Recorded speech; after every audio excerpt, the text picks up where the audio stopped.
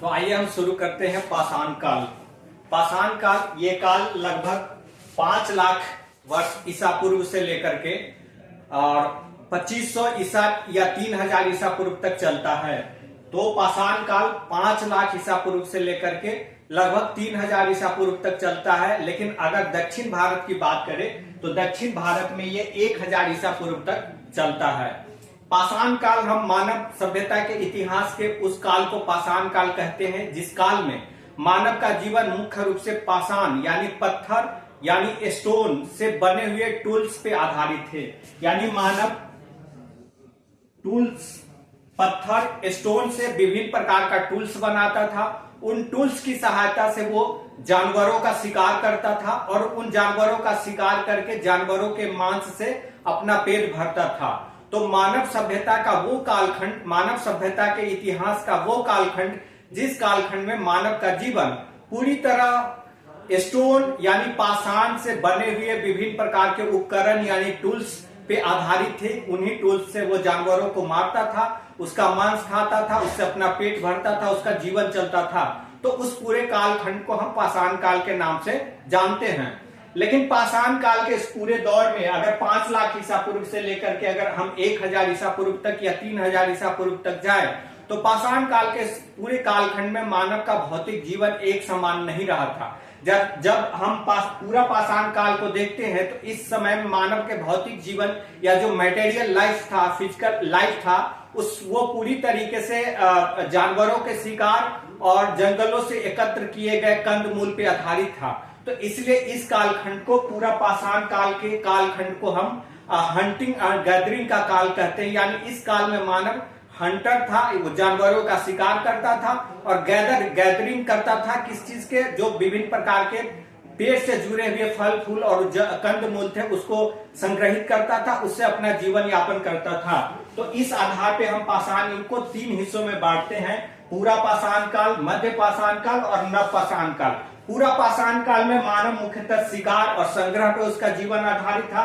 लेकिन मध्य पाषाण काल में आकर के मानव के जीवन में बदलाव होता है और इस मध्य पाषाण काल में आकर मानव पहली बार पशुपालन का काम करता है, एनिमल हस्बेंड्री या डोमेस्टिकेशन का काम शुरू करता है। तो इस काल में मानव के जीवन का आधार बन जाता है पशुपालन। और जब हम नवपाषाण काल में आते हैं तो यह वो काल है जिस काल में मानव खेती करना यानी एग्रीकल्चर फार्मिंग का काम शुरू कर देता है और खेतों से मिलने वाले उत्पाद से अपना जीवन यापन करता है। तो इस पूरे कालखंड में जिस तरह मानव के भौतिक जीवन में परिवर्तन आता गया, उन परिवर्तन को आधार बना करके स्टोन एज यानी पाषाण युग को 3 हिस्सों में बांट दिया गया, पूरा पाषाण काल, मध्य पाषाण काल और नव पाषाण काल। अब हमें जो एग्जाम में पूछा जाता है वो पूछा जाएगा आपसे कि पूरा पाषाण काल के मानव के भौतिक जीवन का मुख्य आधार क्या था, तो वो उसका आंसर होगा शिकार और संग्रहण। उसी तरह आपसे पूछा जाएगा कि मध्य पाषाण काल के जीवन मानव का भौतिक जीवन का आधार क्या था, या आपसे पूछा जाएगा कि मानव ने पहली बार पशुपालन का कार्य कब शुरू किया, या आपसे पूछा जाएगा कि भारत में पशुपालन का प्राचीनतम साक्ष्य कहां से प्राप्त होता है। उसी तरह नव पाषाण काल से जुड़े प्रश्न आपसे पूछे जाएंगे कि मानव ने पहली बार कौन से अनाज उपजाया, भारत उपमहाद्वीप में पहली बार खेती का साक्ष्य कहां से मिलता है। इस तरह के प्रश्न पूछे जाएंगे। तो आइए अब हम इन 3 पाषाण कालों को एक एक करके इन सब का अध्ययन करते हैं।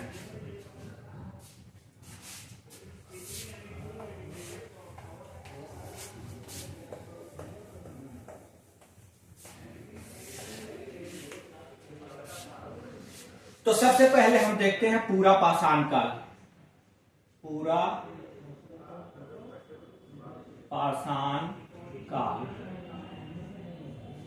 जिसको अंग्रेजी में हम पैलियोलिथिक एज के नाम से जानते हैं, और इस पूरा पाषाण काल की अवधि है 5 लाख से लेकर के 10,000 बीसी तक।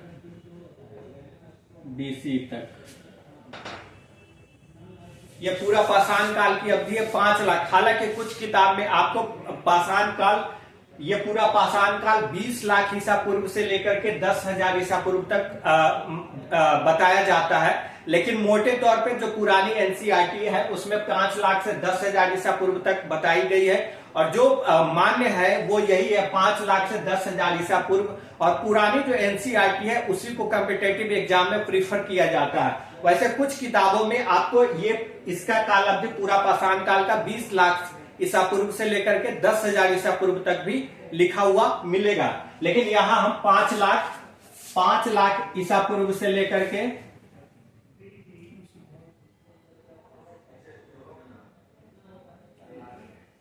5 लाख ईसा पूर्व से लेकर के 10,000 ईसा पूर्व तक को रखे हैं। तो इस पूरा पाषाण काल को 3 हिस्सों में बांटा जाता है। पूरा पाषाण काल को 3 हिस्सों में बांटा जाता है। निम्न पूरा पाषाण काल,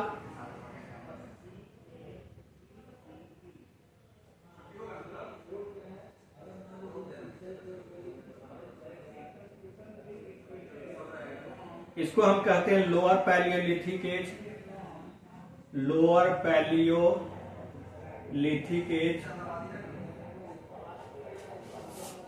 मध्य पूरा पाषाण काल,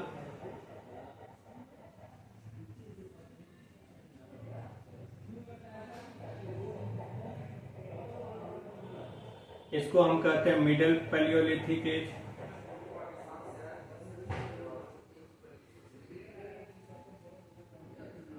और इसको कहते हैं हम उच्च पूरा पाषाण काल।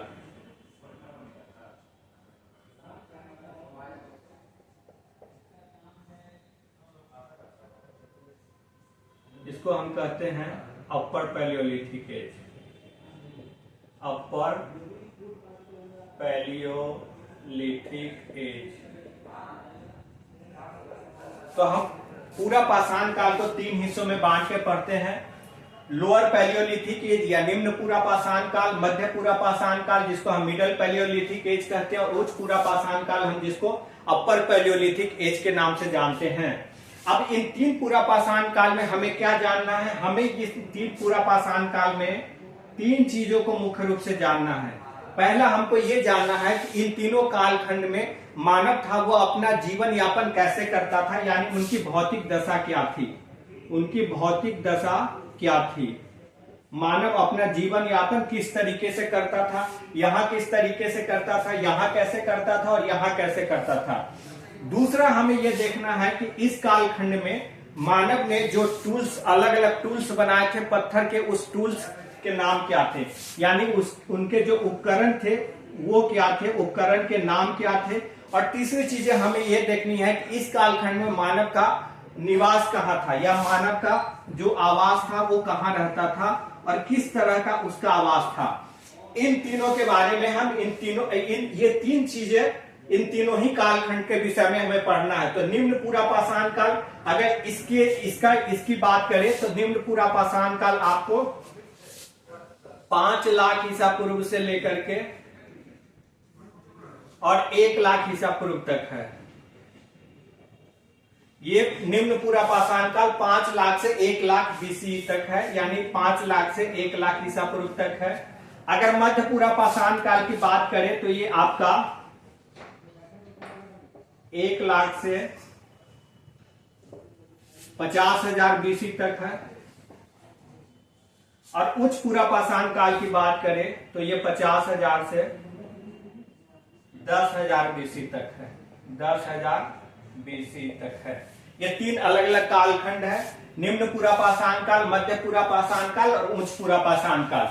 तो अब हम देखते हैं कि निम्न पूरा पाषाण काल जो है यहाँ की भौतिक दशा क्या थी, यानी निम्न पूरा पाषाण काल में मानव अपने जीवन यापन के लिए क्या किया करता था। तो निम्न पूरा पाषाण काल में मानव का जीवन 2 तरीके से, एक तो शिकार पे आधारित था, ये जानवरों का शिकार करता था, हंटिंग,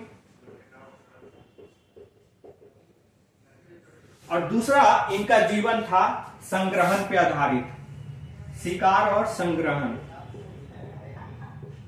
यानी गैदरिंग।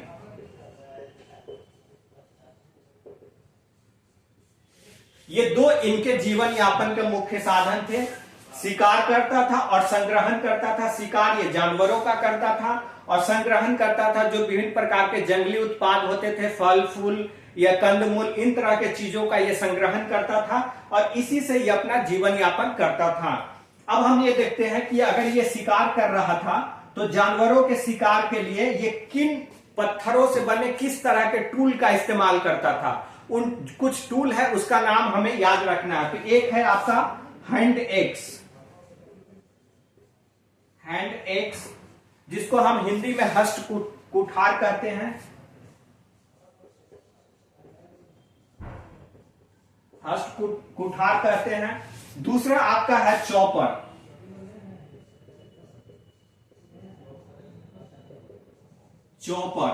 और तीसरा आपका है क्लेवर, जिसको हम कहते हैं विदारणी, और इसको हम कहते हैं हिंदी में भी चॉपर। तो ये निम्न पूरा पाषाण काल जो है वहां मानव ये तीन तरह के टूल्स का इस्तेमाल करता था। ये तीन तरह के टूल का इस्तेमाल करता था। और अगर हम इसके आवास की बात करें तो इस काल का मानव का आवास कहां था? इस काल का मानव पहाड़ी गुफाओं में रहा करता था, केव गुफाओं में यानी केव में। और ये नदी तट के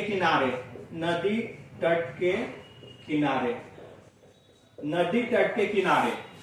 तो हमने देखा कि निम्न पूरा पाषाण काल के जो चीजें हैं उसमें हमें तीन चीजें जाननी है। एक कि निम्न पूरा पाषाण काल में मानव अपना जीवन यापन कैसे करता था, यानी उसके लाइवलीहुड के साधन क्या थे, उसके विषय में हमें जानना है।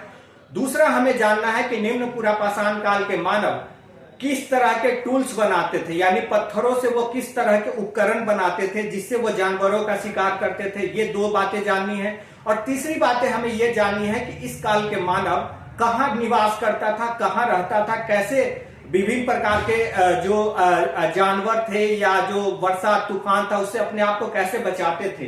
तो ये तीन चीजों को हमें जानना है। तो हमने ये देखा कि जो निम्न पूरा पाषाण काल यानी लोअर पैलेलिथिक एज है, इस काल में मानव शिकार और संग्रह के द्वारा अपना पेट भरता था। वो जानवरों का शिकार करता था और जंगल से प्राप्त होने वाले विभिन्न प्रकार के जो उत्पाद है उसको संग्रहित करता था। और जानवरों का शिकार करने के लिए इस काल के मानव तीन तरह के टूल्स का इस्तेमाल करते थे। एक हम हैंड एक्स कहते हैं, जिसको हिंदी में हस्त कुठार या कुल्हाड़ी कहते हैं। दूसरा चॉपर था, उसको हिंदी में भी हम चॉपर कहते हैं। और क्लेवर यानी विदारणी। ये तीन तरह के टूल्स का इस्तेमाल किया जाता था। और तीसरी चीजें हैं कि इस काल का मानव रहता कहां था, तो ये गुफा में, केव में रहता था, नदी तट के किनारे रहता था, खुले आसमान के नीचे रहता था। तो ये इसका आवास था। अब इसी तरह हम आकर के आपका मध्य पूरा पाषाण काल के विषय में जानते हैं।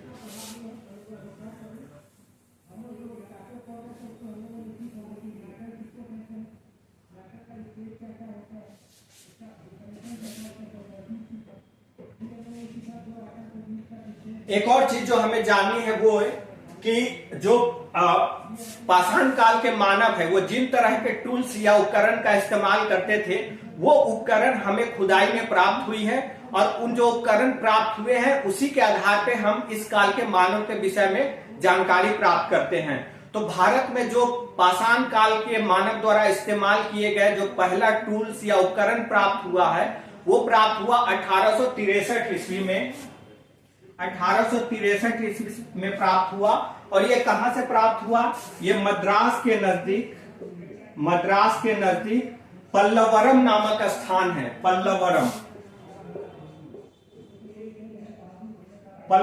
नामक स्थान है। यहीं से रॉबर्ट ब्रूस फुट नामक एक ब्रिटिश विद्वान था। रॉबर्ट ब्रूस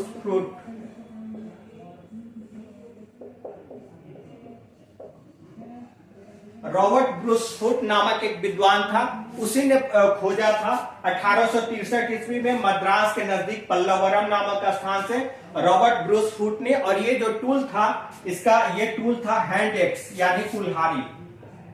हैंड एक्स यानी कुल्हाड़ी। तो आपसे यह पूछा जाए कि पाषाण कालीन पहला उपकरण भारत के किस स्थान से प्राप्त हुआ है, तो उसका नाम होगा आपको पल्लवरम, मद्रास के नजदीक पल्लवरम। और यदि पूछा जाए कि इस उपकरण को खोजने वाले विद्वान का नाम क्या था, तो उनका नाम है रॉबर्ट ब्रूस फुट। और आपसे ये अगर पूछा जाए कि कौन सा उपकरण प्राप्त हुआ, तो उस उपकरण का नाम है हैंड एक्स। हैंड एक्स यानी हस्त कुल्हाड़ी, हैंड एक्स यानी हस्त कुल्हाड़ी। तो ये पहला, ये जो 1863 ईस्वी में प्राप्त हुआ हैंड एक्स, ये निम्न पूरा पाषाण काल का ही मानव के द्वारा जो इस्तेमाल किया गया था वही हैंड एक्स है।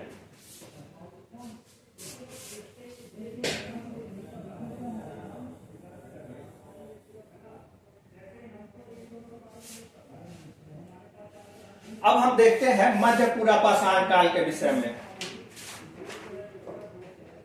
मध्य पूरा पाषाण काल का मानव, मध्य पूरा पाषाण काल का मानव का भौतिक जीवन कैसा था, यानी इस काल में आकर के मानव कैसे अपना पेट भर रहा था। इस काल में मानव कहाँ, किस तरह के इसके पास उपकरण थे, और इस काल का मानव का आवास क्या था, कहां रहता था।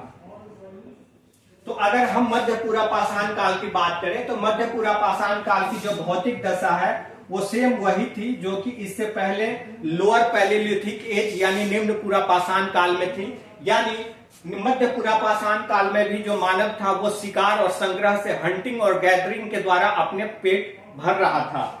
उपकरण, अगर हम उपकरण की बात करें तो इस काल में आकर के मानव के उपकरण में कुछ बदलाव आए हैं, और इस काल में जो उपकरण थे वो बने हैं, वो थे छिद्रक। और दूसरा जो उपकरण था इनका वो था वेधनी। छिद्रक और वेधनी, ये दो उपकरण इस काल में इस्तेमाल किए जाते थे। और आवास की अगर आप बात करें तो ये वही रह रहे थे पहाड़ी गुफाओं में, नदी तट के किनारे या खुले आसमान के नीचे। तो आवास वही है, भौतिक दशा वही है, लेकिन उपकरण में बदलाव आया। अब इस काल में जो उपकरण इस्तेमाल हुए हैं वो है छिद्रक और वेधनी जैसे उपकरण है। अब इस काल में उपकरण निर्माण की तकनीक में भी बदलाव आया था। पहले जब निम्न पूरा पाषाण काल है वहां मानव बड़े पत्थर को, उसके किनारे वाले हिस्से को अलग करके बीच वाले हिस्से से अपने उपकरण बना लेते थे। लेकिन इस काल में आकर के मानव ने क्या किया, अगर कोई बड़ा पत्थर है तो इसके किनारे वाले हिस्से को अलग करता था यहां से, इसके ऊपर एक दूसरे पत्थर, नुकीले पत्थर को रख करके इस तरह वार करता था, इसके किनारे वाले हिस्से को अलग करता था, और इस किनारे वाले जो हिस्से हैं इसी से अपना उपकरण बनाता था। इसको हम फलक कहते हैं, इस किनारे वाले हिस्से को फलक कहा जाता है। तो ये फलक से, या फ्लेक, इसको फ्लेक कहा जाता है, अंग्रेजी में फ्लेक कहा जाता है। तो इसी से ये अपना उपकरण बनाता था। इससे क्या हुआ कि पूर्व निम्न पूरा पाषाण काल की तुलना में जो मध्य पूरा पाषाण काल है, यहाँ इस काल में आकर के मानव के जो टूल्स थे या उपकरण थे वो थोड़े धारदार हो गए, थोड़े ज्यादा नुकीले हुए और ज्यादा बेहतर, और उसका आकार भी छोटा हो गया। तो ये एक परिवर्तन आता है। अब अगर हम उच्च पूरा पाषाण काल की बात करें,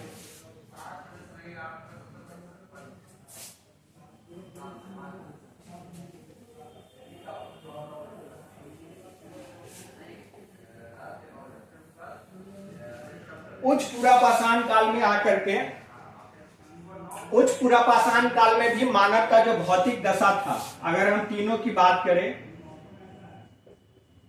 भौतिक दशा यानी उसका लाइवलीहुड, जीवन यापन का साधन क्या था, दूसरा उसके उपकरण कैसे थे, और तीसरा उसका आवास क्या था।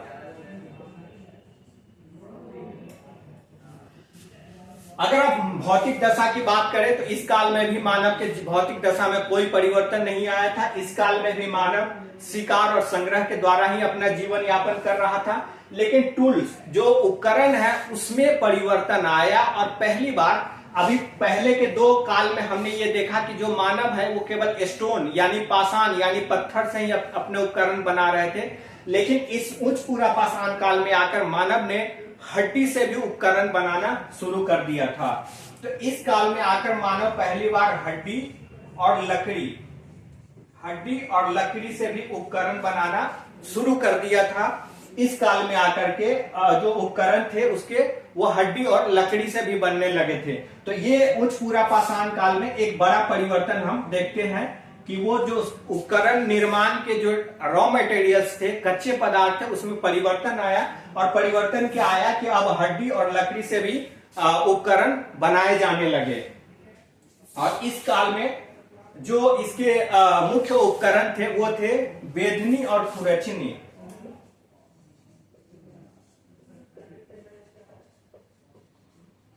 बेधनी और खुरचनी इसके मुख्य उपकरण थे। और इस काल में आवास भी इसका वही था, जैसे वो पहले गुफाओं में रहा करते थे वैसे ही इस काल में भी वो रह रहे थे। लेकिन ऊंच पूरा पाषाण काल में आकर के मानव के जीवन में कुछ और बड़े परिवर्तन आते हैं। क्या परिवर्तन आता है? एक परिवर्तन आता है ये कि इस काल में मानव जीवन में कला का विकास होता है। यानी मानव पहली बार कलाकारी या कला इसी काल में आकर के सीखता है, जिसको हम क्या कहते हैं? उच्च पूरा पाषाण काल। और जो मानव की कलाकारी है, और दूसरा है कि इस काल में आकर के मानव जीवन में धर्म का विकास होता है। इस काल में आकर के मानव के जीवन में धर्म का विकास होता है। धर्म का विकास होता है, दो चीजें होती है। और इसी काल में आकर के मानव जीवन में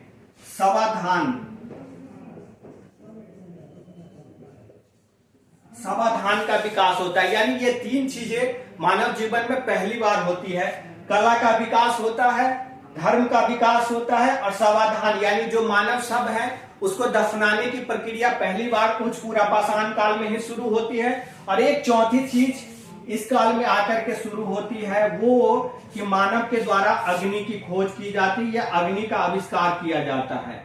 फायर का इन्वेंशन होता है इसी काल में। तो उच्च पूरा पाषाण काल में हम देखते हैं चार नई चीजें हमें देखने को मिल रही है, जो कि इससे पहले के काल में नहीं हमने देखे थे। वो क्या है? कला का विकास। इस काल में आकर के मानव ने पेंटिंग का काम शुरू कर दिया, चित्रकारी। मानव ने चित्रकारी यानी पेंटिंग का काम शुरू कर दिया। पेंटिंग का काम शुरू कर दिया। और ये जो पेंटिंग है इसके साक्ष्य हमें कहां से प्राप्त हुए हैं? मध्य प्रदेश में भीमबेटका के गुफा से। मध्य प्रदेश में भीमबेटका का गुफा है। भीमबेटका का गुफा है। इसी गुफा में, गुफा के भीतर पाषाण काल यानी उच्च पूरा पाषाण काल के मानव ने कुछ चित्रकारी किए थे। उन गुफाओं के भीतर जो चित्रकारी की गई है उसमें मानव के द्वारा जानवरों का पीछा करता हुआ और जानवरों को पीछा करके शिकार करता हुआ चित्र के रूप में बना करके दिखाया गया है। तो ये जो चित्र बनाए गए हैं जिसमें मानव जानवरों का पीछा करता हुआ उसका शिकार कर रहा है अपने बनाए गए विभिन्न प्रकार के टूल्स से, तो इससे हमें यह भी पता चलता है चित्रकारी से कि उस काल का मानव इस तरह शिकार के द्वारा अपना जीवन यापन करता था। तो आपसे यह प्रश्न पूछा जाएगा कि मानव के जीवन में पेंटिंग, पाषाण काल के मानव के द्वारा की गई पेंटिंग का साक्ष्य हमें कहां से प्राप्त होता है? तो ये साक्ष्य हमें प्राप्त होता है मध्य प्रदेश के भीमबेटका की गुफा से। और ये जो पेंटिंग है इसकी खोज की थी 1957 ईस्वी में। 1957 ईस्वी में वी.एस. वाकनकर ने, वी.एस. वाकनकर नामक एक विद्वान थे। उन्होंने ही इस चित्रकारी को पहली बार देखा था। मध्य प्रदेश के भीमबेटका, यह मध्य प्रदेश के रायसेन जिला में स्थित है भीमबेटका की गुफा। वहीं से 1957 ईस्वी में वी.एस. वाकनकर ने इसकी खोज की थी। तो आपसे अगर प्रश्न पूछा जाता है कि भीमबेटका की गुफा की में जो चित्रकारी है उसकी खोज या उसकी जानकारी सबसे पहले किस विद्वान के द्वारा दी गई थी, तो उस विद्वान का नाम है आपको वी.एस. वाकनकर। उस विद्वान का नाम है वी.एस. वाकनकर। उन्होंने 1957 में भीमबेटका से इसकी खोज की थी। अब दूसरा हम देखते हैं अग्नि की खोज भी मानव के द्वारा उच्च पूरा पाषाण काल में की गई थी। और अग्नि की जो जानकारी है वो हमें कुरनूल गुफा से प्राप्त होती है। अग्नि की जानकारी हमें कुरनूल गुफा से प्राप्त होती है। कुरनूल गुफा से प्राप्त होती है अग्नि की जानकारी। अब हम बात करते हैं धर्म। तो पहली बार मानव के जीवन में धर्म का चिन्ह उच्च पूरा पाषाण काल में ही देखने को मिलता है। उच्च पूरा पाषाण काल के मानव के द्वारा मातृ देवी की पूजा प्रारंभ कर दिया गया था। उच्च पूरा पाषाण काल के मानव के द्वारा मातृ देवी यानी माता को देवी मान करके, महिला को देवी मान करके पूजा जो है प्रारंभ कर दिया गया था। और ये इसकी शुरुआत कब हुई थी? इसकी शुरुआत भी उच्च पूरा पाषाण काल में ही हो गई थी। तीसरी बात है कि इसी काल में पहली बार मानव ने जो मानव मर जाते थे उसको दफनाना शुरू कर दिया था। तो ये कुछ चीजें हमने देखी कि उच्च पूरा पाषाण काल में किस तरह का बदलाव आता है। तो उच्च पूरा पाषाण काल में मानव के जीवन में जो नई चीजें आती हैं जो पहले के कालों में नहीं थी, वो ये है कि इस जीवन में पहली बार मानव के जीवन में कला का आगमन होता है, यानी मानव पेंटिंग, चित्र बनाना सीख लेता है। दूसरा, पहली बार इसी काल में मानव के द्वारा अग्नि की खोज की जाती है और फिर अब तक जो मानव कच्चे मांस को खाता था वो उस अग्नि की सहायता से मांस को पका करके खाना शुरू करता है। तीसरा, हम देखते हैं इस काल में आकर के मानव जीवन में धर्म का विकास होता है। मानव के द्वारा पहली बार मातृ देवी की उपासना प्रारंभ कर दी जाती है। और चौथी बात हम देखते हैं कि इस काल में पहली बार मानव जब मर जाता है तब उसको दफनाने की क्रिया शुरू कर दी जाती है। तो ये हमने देखा पूरा पाषाण काल, जिसकी अवधि है 5 लाख ईसा पूर्व से लेकर के 10,000 ईसा पूर्व तक। और जैसा कि हमने आपको पहले बताया कि कई जगहों पे ये आपको 5 लाख की जगह 20 लाख वर्ष पूर्व से लिखा हुआ दिखाया जाएगा। 20 लाख वर्ष पूर्व से।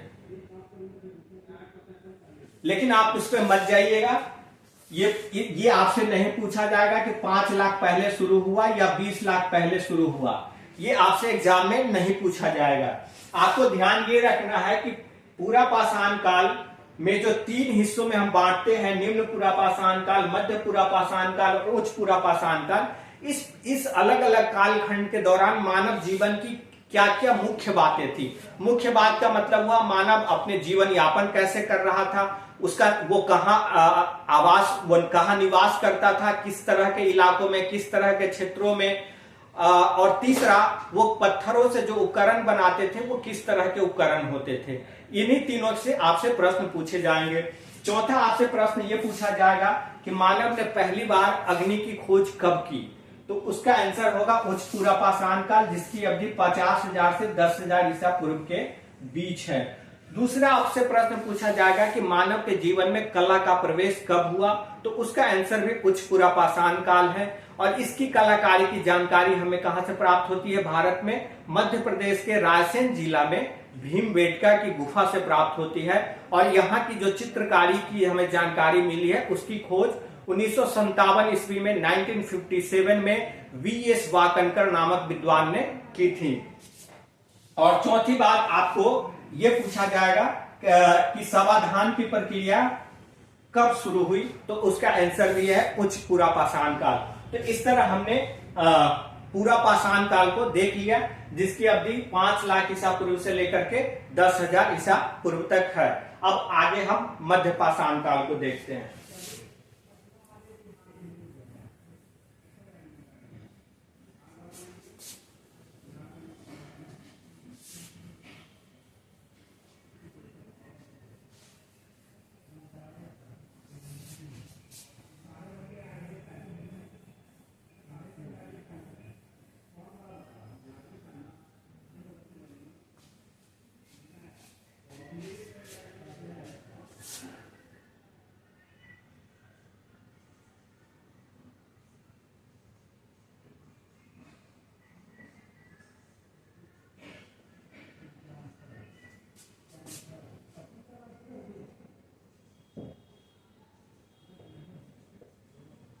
मध्य पाषाण काल, मेसोलिथिक एज। तो मध्य पाषाण काल की अवधि क्या है? मध्य पाषाण काल की अवधि है 10,000 बीसी से लेकर के 7,000 बीसी तक।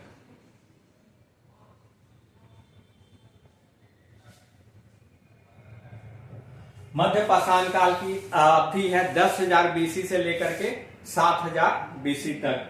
तो मध्य पाषाण काल में हम ये देखेंगे कि इस समय मानव का भौतिक दशा कैसा था, यानी जीवन यापन कैसे हो रहा था।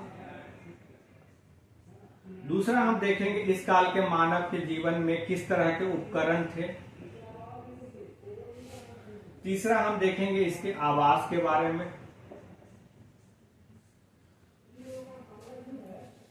ये हम देखेंगे इस किस तरह इनके जीवन में परिवर्तन आ रहे थे मध्य पाषाण काल के मानव के जीवन में।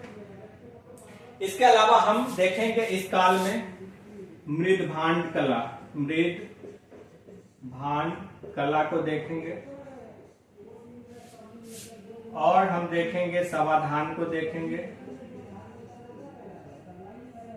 ये मुख्य रूप से हम इस काल के विषय में देखेंगे। तो आइए हम देखते हैं भौतिक दशा। मध्य पाषाण काल के मानव की भौतिक दशा यानी मानव जीवन लाइवलीहुड के लिए, जीविकोपार्जन के लिए क्या किया करता था मध्य पाषाण काल में।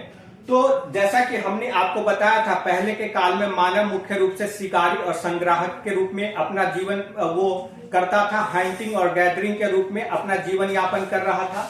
लेकिन इस काल में आकर के मानव जीवन में एक परिवर्तन आता है। वो परिवर्तन आता है कि मानव पहली बार पशुपालन, इस काल में आकर के मानव के जीवन में पशुपालन का प्रवेश होता है।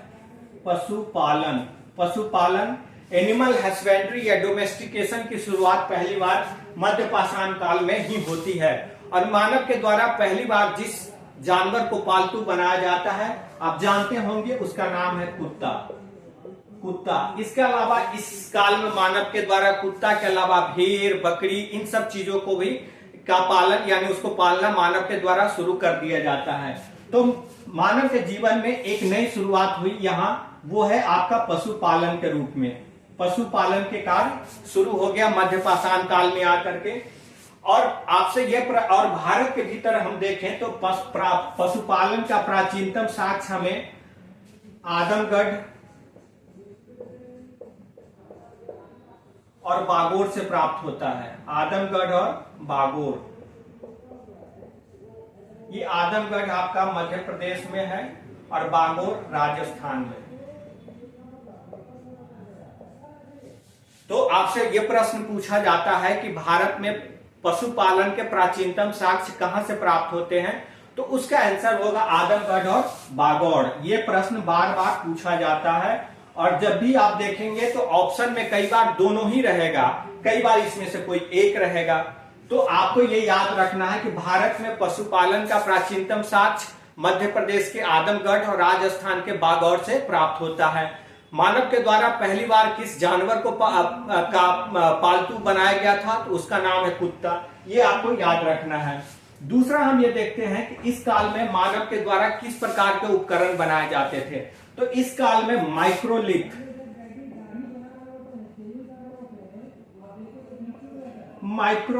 उपकरण बनाए गए। माइक्रोलिथ का मतलब होता है सूक्ष्म पाषाण उपकरण। सूक्ष्म पाषाण उपकरण,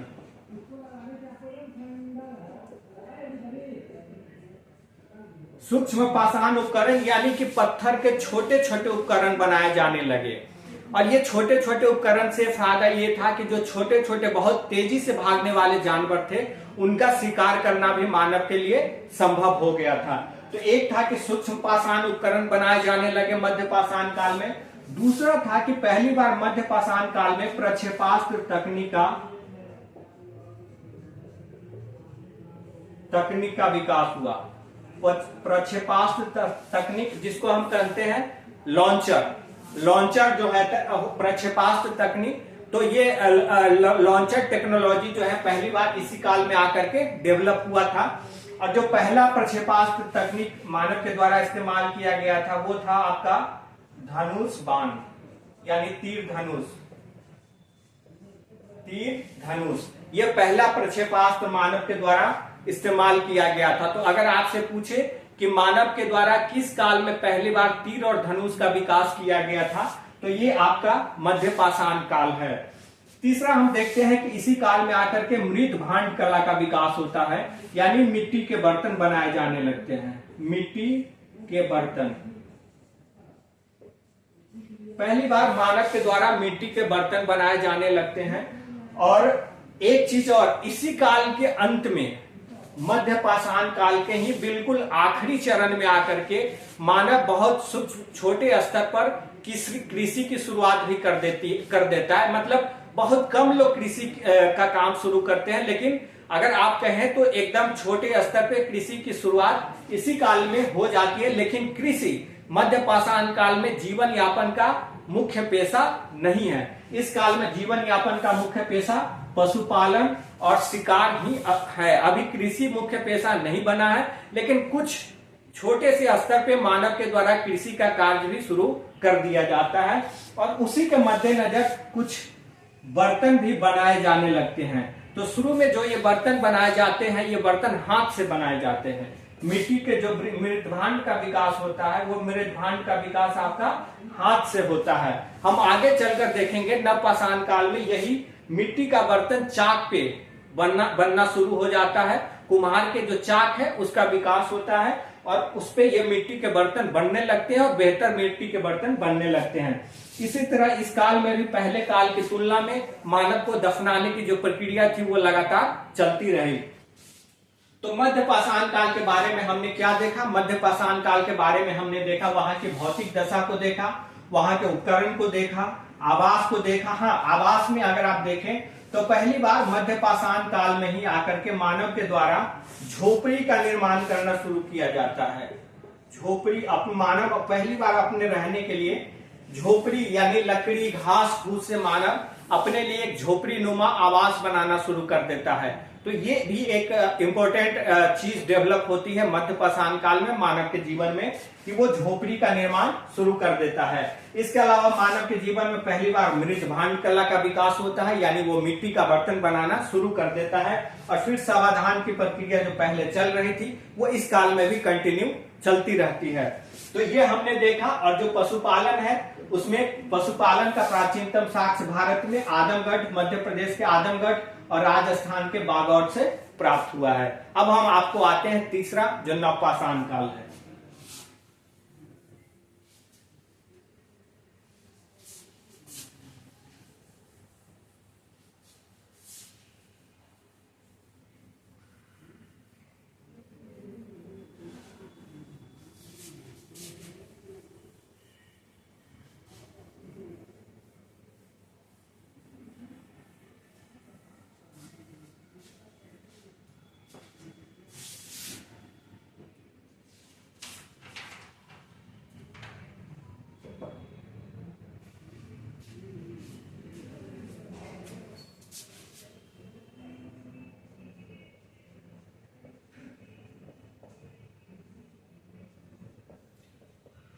नवपाषाण काल, neolithic age. Neolithic age neolithic age की अवधि है 7000 बीसी से लेकर के 3000 बीसी तक, और ये है 1000 बीसी। अब देखिए हमने यहां दो डेट डाल दिए, 7000 बीसी से 3000 बीसी और 7000 बीसी से 1000 बीसी।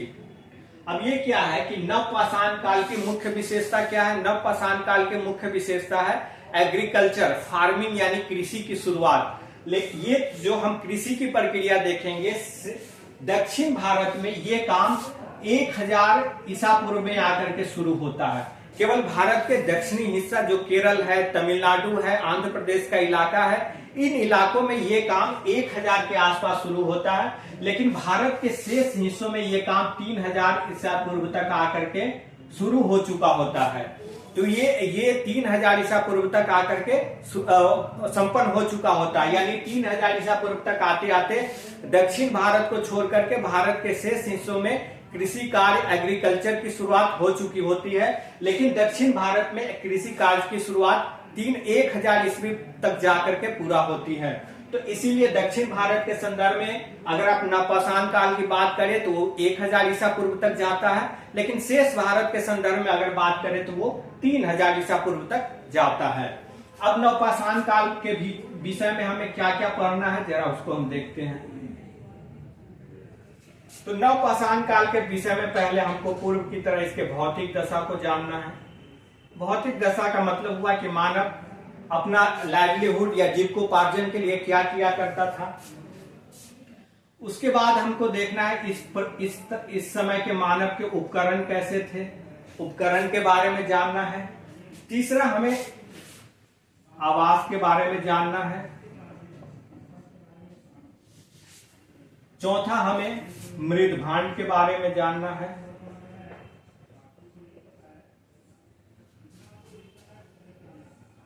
और चौथा, हमें कुछ स्थल के बारे में जानना है। हमें कुछ स्थल है, इंपोर्टेंट स्थल है, उसके बारे में जानना है।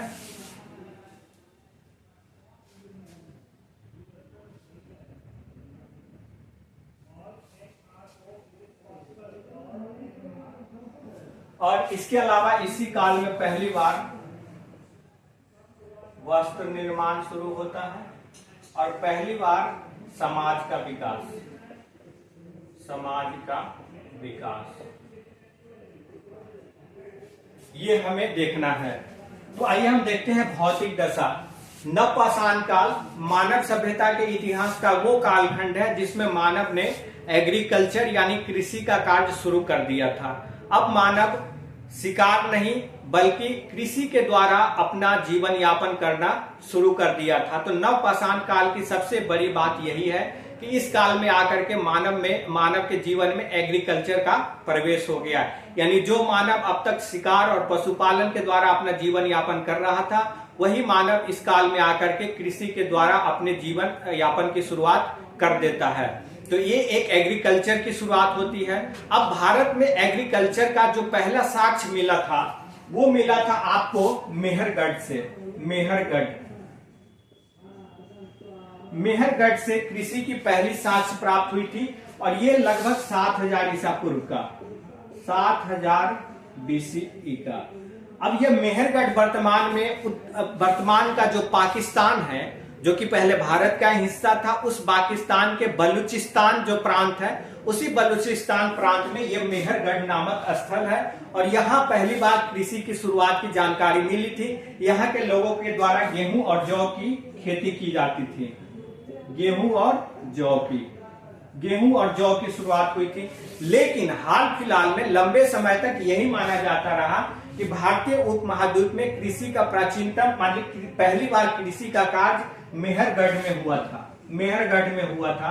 लेकिन हाल के दिनों में उत्तर प्रदेश के संत कबीर नगर जिला से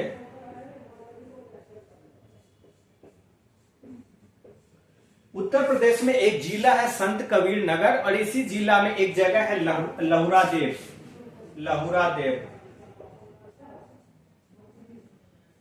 इस लहुरा देव से कृषि की साक्ष्य प्राप्त हुए हैं। चावल की खेती के साक्ष्य प्राप्त हुए हैं, चावल की खेती।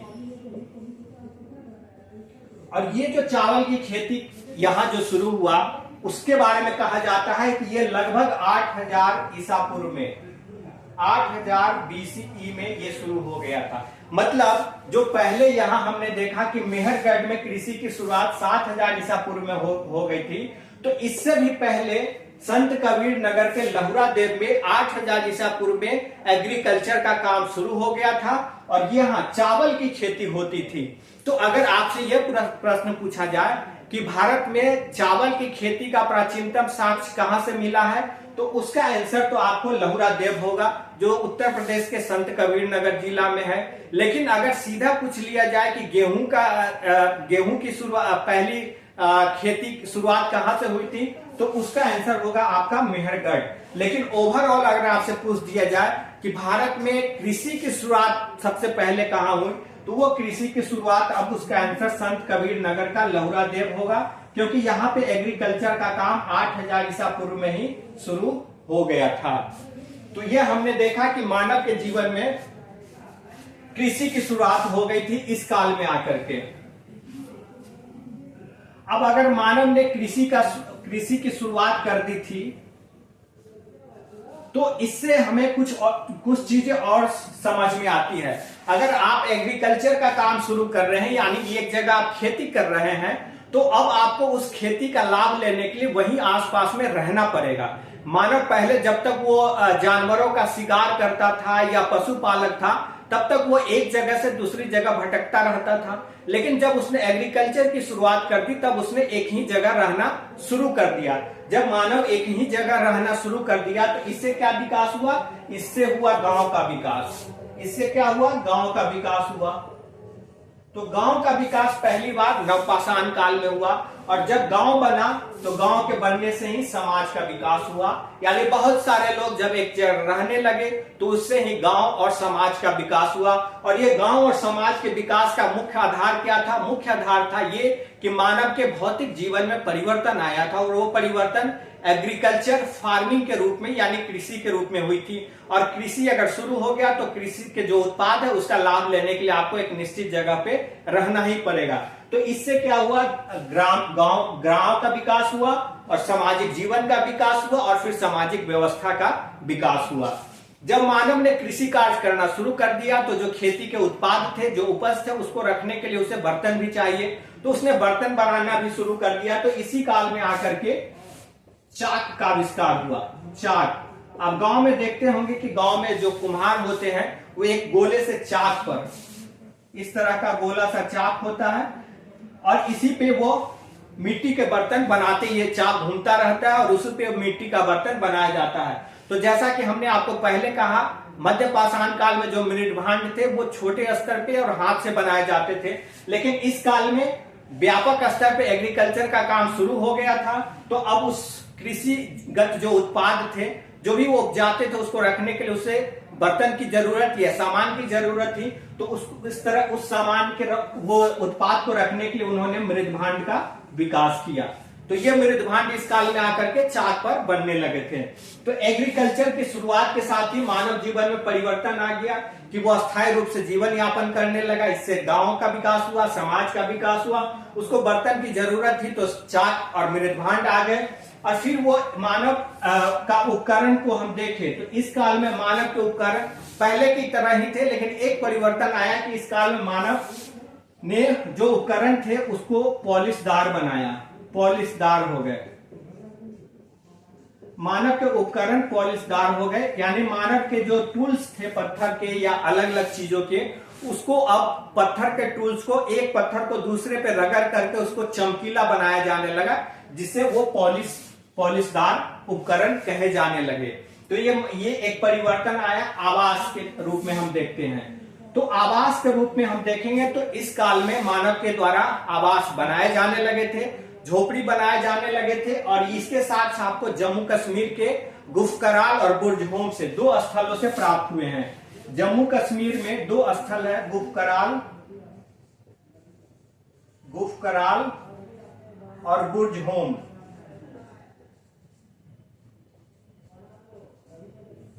गुफकराल और बुर्जहोम ये जम्मू कश्मीर में है, और यहीं से आवास के साक्ष्य प्राप्त हुए हैं। ये आवास कैसे होता था? ये मिट्टी का जो पृथ्वी है, मिट्टी है, उसको उसमें गड्ढा बनाया जाता था। जैसे ये प्लेन है, धरातल है, तो इसको नीचे खोद करके एक ऐसा गड्ढा बनाया जाता था, ऐसे गड्ढा, और इसके ऊपर घास फूस रख दिया जाता था। घास फूस की एक छपड़ी बना दी जाती थी, और इसी गड्ढे नुमा आवास में मानव रहने लगा था। इसके साक्ष्य आपको जम्मू कश्मीर के गुफकराल और बुर्जहोम से मिले हैं। और आप ये याद रखिएगा, यही गुफकराल और बुर्जहोम जो है वो नवपाषाण कालीन स्थल है, यानी इन नवपाषाण काल के मानव इन स्थलों पे रहते थे।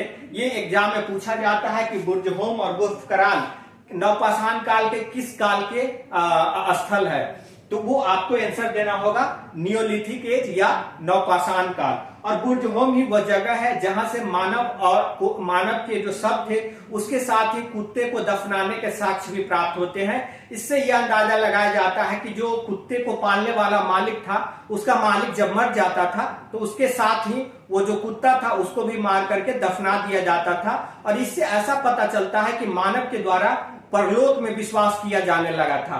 हालांकि मानव के द्वारा जो परलोक या पुनर्जन्म की बात है, इसकी शुरुआत उच्च पूरा पाषाण काल में हो गई थी। हम नहीं बता पाए आपको उस वक्त तो आप ये जान लीजिए कि उच्च जो पूरा पाषाण काल है उस काल में ही मानव को जब दफनाया जाता था तो उसके द्वारा इस्तेमाल किए गए कुछ चीजों को उसके साथ ही रख दिया जाता था। तो इससे आप ये समझिए कि पुनर्जन्म जिसको आज हम समझते हैं, आज हम सब लोग या बहुत कुछ लोग हैं जो नहीं मानते हैं कि पुनर्जन्म होता है, लेकिन ज्यादातर लोग ये मानते हैं कि पुनर्जन्म होता है। तो ये पुनर्जन्म की भावना का विकास पाषाण काल में ही हो चुका था, उसमें भी उच्च पूरा पाषाण काल में ही हो गया था।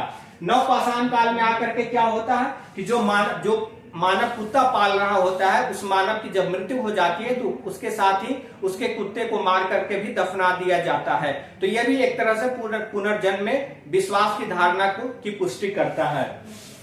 इसके बाद हमने मृदभांड देख लिया। स्थल, कुछ स्थल जैसे कि हमने आपको बताया कि जम्मू कश्मीर में बुर्जहोम गुपकराल है। बिहार में भी नवपाषाण काल का एक स्थल प्राप्त हुआ है जिसका नाम है चिरांद। ये चिरांद नाम का जो स्थल है ये आपको वर्तमान में छपरा जिला जो है जिसको सारण जिला के नाम से जानते हैं, छपरा जिसका जिला मुख्यालय है, तो उस सारण जिला में ही चिरांद नामक स्थल है। और यहां से भी इस चिरांद नामक स्थल से हड्डी से बने हुए उपकरण के साक्ष्य भी प्राप्त हुए हैं। उसके अलावा इस काल में आकर के ही मानव ने वस्त्र का काम शुरू कर लिया था। हालांकि मध्य पाषाण काल में ही, बल्कि उच्च पूरा पाषाण काल में ही मानव ने जो पेड़ के छाल होते हैं या पत्ते होते हैं उससे कम से कम जो महिलाएं थी उन्होंने अपने शरीर को ढकना शुरू कर दिया था। लेकिन इस काल तक आते आते वस्त्र का व्यापक रूप से विकास हो गया था। तो ये इस तरह हमने देखा कि जो नवपाषाण काल है उसकी भौतिक दशा कैसी थी, उसके उपकरण कैसे थे, उसके आवास कैसे थे, वह मृदभांड किस तरह का था, स्थल किस तरह के थे, वस्त्र बनना शुरू हुआ, वस्त्र मतलब कपड़ा मानव पहनना शुरू कर दिया। और आगे हम देखते हैं कि समाज का विकास हुआ और समाज के विकास का कारण था, और ये सारे चीजें जो परिवर्तित हो रही है इन सब का कारण था भौतिक जीवन में आने वाला परिवर्तन। और वो भौतिक जीवन में किस तरह का परिवर्तन था, कृषि की शुरुआत थी, कृषि की शुरुआत हुई और उसी के साथ मानव जीवन में कई तरह के बदलाव होते चले गए। गांव का विकास हुआ, समाज का विकास हुआ, लोग एक तरह रहने लगे, चाक पर मृदभांड बनने लगे, मिट्टी के बर्तन, जिससे कि उसमें लोग अपने जो उत्पाद है उसको रख सके। उसके अलावा आपने देखा कि इस समय वस्त्र की बुनाई भी शुरू हो गई थी और ये उपकरण जो थे वो पॉलिशदार होने लगे थे। उसको एक पत्थर के बने उपकरण को दूसरे पत्थर पे रगड़ के उसको चिकना पॉलिशदार बनाया जाता था। तो इस तरह हमने देखा नवपाषाण काल को, और हमने आपको ये पूरा नवपाषाण काल पूरा किया। हमने देखा कि पाषाण काल 5 लाख ईसा पूर्व से लेकर के लगभग 3000 ईसा पूर्व तक और दक्षिण भारत में 1000 ईसा पूर्व तक चलता है। इस पाषाण काल को हम 3 हिस्सों में बांट करके पढ़ते हैं। पूरा पाषाण काल यानी पैलियोलिथिक एज, मध्य पाषाण काल यानी मेसोलिथिक एज और नवपाषाण काल यानी नियोलिथिक एज। फिर हम पूरा पाषाण काल को 3 हिस्सों में बांटते हैं, लोअर पैलियोलिथिक एज यानी निम्न पूरा पाषाण काल, मिडिल पैलियोलिथिक एज यानी मध्य पूरा पाषाण काल और अपर पैलियोलिथिक एज यानी उच्च पूरा पाषाण काल। और अलग अलग काल की जो विशेषताएं हैं, उस काल के मानव के भौतिक जीवन का क्या आधार था उसको हमने देखा, और मानव जीवन में क्या क्या नई चीजें थी, समय के साथ उनके जीवन में किस तरह का बदलाव आता गया, उन सबको हमने देखा। तो ये आपका रहा पाषाण काल। और फिर हम आगे वाले क्लास में आपके सिंधु घाटी की सभ्यता को लेकर के आपके साथ उपस्थित होंगे। इस क्लास में इतना ही।